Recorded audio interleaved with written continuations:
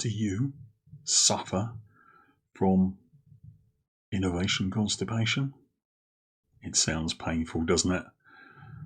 But it's not really. I'm just talking about innovation and whether or not things are a little, shall we say, bunged up.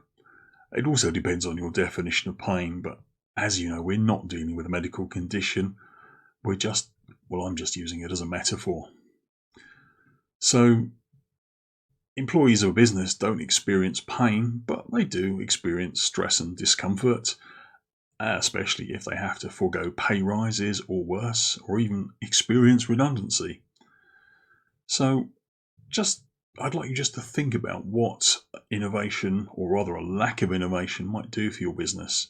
Will it stop it growing, or growing as intended?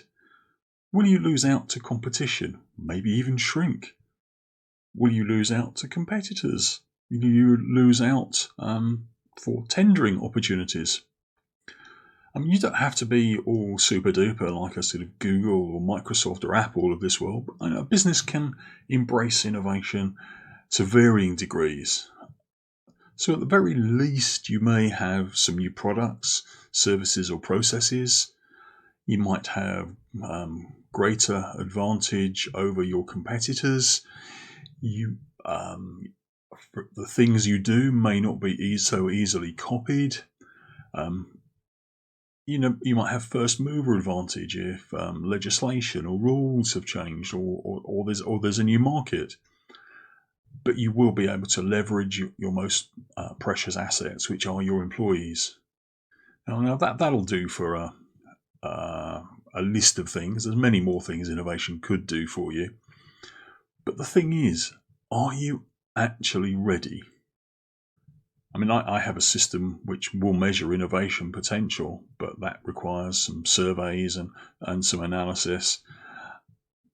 But I have here a list of questions which you should be able to answer yes or no to, and then we'll see where you go from there. So, do you have an effective way of capturing and evaluating ideas? Yes or no? Unfortunately, a suggestion box counts as a no answer. Does every employee have an opportunity to contribute ideas? Simply asking, have you got any ideas, is not really what I had in mind. Not just asking, have you got any ideas at a weekly meeting or a performance review. Those counts as no's. So can every employee contribute in some way? Do you ensure that when you're evaluating ideas that a number of people can provide an opinion or give evidence? It's not just senior managers sitting around a table saying, no, we don't want to do it. And when you're initially evaluating an idea to see whether it's good or not, do you initially ignore cost? Do you initially ignore risk? As another question. And lastly, do you have any sort of way of evaluating or assessing the value of the knowledge of your employees?